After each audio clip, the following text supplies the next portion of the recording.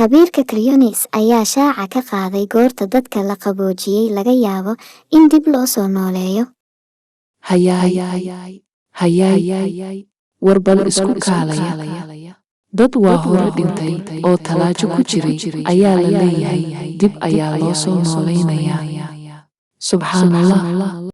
Saynis yahanadu waxay dhowaan dib u soo nooleeyeen makhluuqayaal yaryar barafoobay 46 sano ka hor ee permafrost Siberian. Nematodeska qadiimiga ah oo loo yaqaan roundworms waxay awoodaan in ay xidhaan jirkooda meelo aan ku habboonayn habka loo yaqaan anabiosis.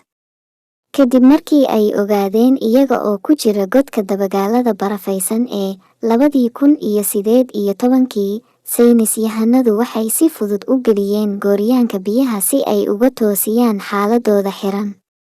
Markii la weydiiyey in bini'aadamku barafoobay waqtigooda lagu soo noolayn karo siyaabo la mid ah, mid ka mid ah khabiirada cryonics ayaa tilmaamay farqiga u dhexeeya ilaalinta dadka iyo xayawaanka, laakiin wuxuu sheegay in tiknoolajiyada ay u furi karto jidka injiino man si uu u soo celiyo guulihiisa 50 ilaa 70 sano. Uma malaynayo in dheef-shiid kiimikaadka bini'aadamka si qoto dheer loo habayn karo si aan sidoo kale u galno anabiosis sida xayawaanka.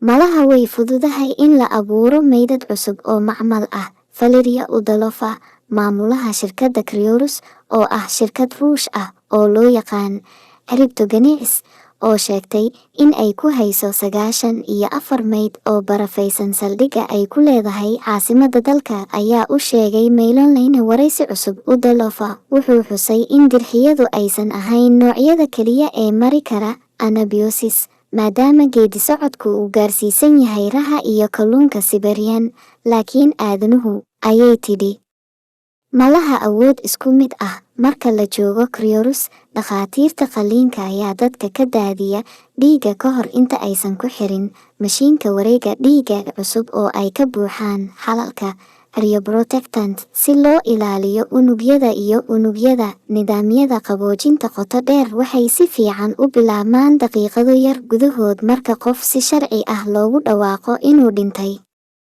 Meydadku waa la qaboojiyey ilaa 321. Udalova waxay sharaxday in bini'aadamka dib loo soo nooleeyo ay jiri doonto horumar weyn oo xagga caafimaadka ah iyo sidoo kale injineernimada unugyada. Wax ay u malaynayso inay dhici karto 50 ilaa 70 sano.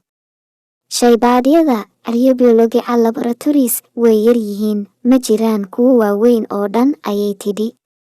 Xitaa shaybaadhka caanka ah ee Entry Medicine waa urur yar.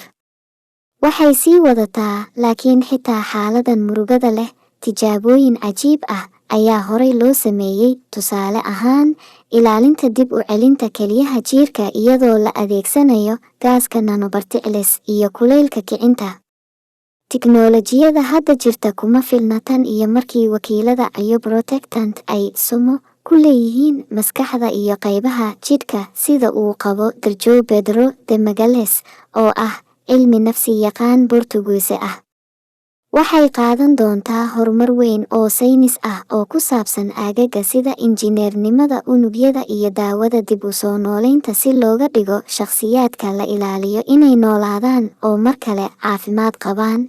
De Magalhães ayaa u sheegay Gizmodo 2018, laakiin haddii lagu guulaysto, nidaamku wuxuu noqon karaa beddelka dhimashada. Bukaanada qaba cudurrada halista ah oo ay ku jiraan carruurtu waxay dooran karaan in lagu dhajiyo cryostasis ilaa laga helayo daawo, ayuu yidhi. Dareen ahaan waxaan heli lahayn beddelka dhimashada kaas oo leh falsafad qoto dheer, anshax iyo saameyn caafimaad. Haddii aad ka heshay faaladan, fadlan nagu dhiirigeli, subscribe, like iyo share. Waan ku baryaynaa, walaalahaaga Soomaaliyeed ayaanu nahay.